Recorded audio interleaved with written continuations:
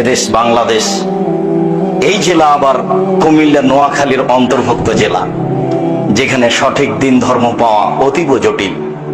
ইসলাম Saudi আরব থেকে বের হয়ে ইরাকে ঢুকেছে, ইরাক থেকে বের হয়ে ইরানে ঢুকেছে, ইরান থেকে বের হয়ে পাক ভারতে এসেছে। এই বিকৃত ইসলাম বিকৃত মানুষের কাছে থেকেছে 750 বছর।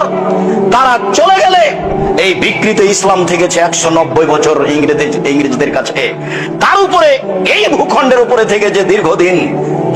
যারা পাকিস্তান থেকে দেশে এসে রাজত্ব চালিয়েছিল তারা সবাই ছিল শিয়া। মিস্টার জিন্না শিয়া, মিস্টার লিয়াকত আলী শিয়া, প্রেসিডেন্ট আইয়ুব শিয়া।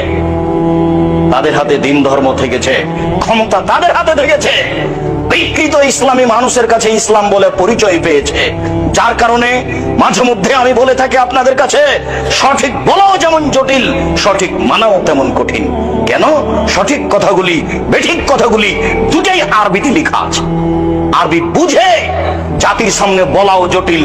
কেননা যখন আপনি সঠিক বুঝেছেন তখন জাতি তো ধর্ম মনে করছে আর একটা।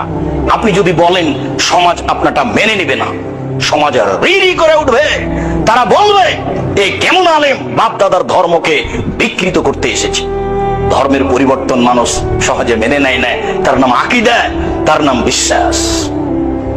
মুহাম্মদ সাল্লাল্লাহু আলাইহি সাল্লাম আত্মীয় স্বজনের মাঝে বলেছিলেন, বাপ দাদা, আত্মীয় স্বজন, চাচা চাচি, দেশবাসী, খালা ফুফু সবাই জেনেছিল পৃথিবীতে সবচেয়ে ভদ্র, নম্র, সুন্দর মানুষ হচ্ছেন মুহাম্মদ সাল্লাল্লাহু আলাইহি সাল্লাম। তার আত্মীয় স্বজন জানতো পৃথিবীর মাটিতে মুহাম্মদ সাল্লাল্লাহু আলাইহি সাল্লামের মতো ভদ্র মানুষ কেউ জন্ম নেয়নি। আনাস রাদিয়াল্লাহু তাআলা আনহু বলেন, আল্লাহর নবীর বাড়িতে আমি 10 বছর কাজের লোক হিসেবে ছিলাম।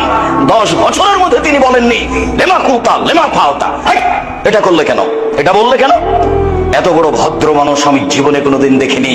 এই ভদ্র মানুষ সবার প্রিয় মানুষ, প্রিয় আত্মীয় স্বজনের কাছে বলেছিলেন, আল্লাহ একজন, সপ্তম আকাশের উপরে আছে। জাতির জনগণের আত্মীয় স্বজনের আল্লাহ ছিল 360 জন।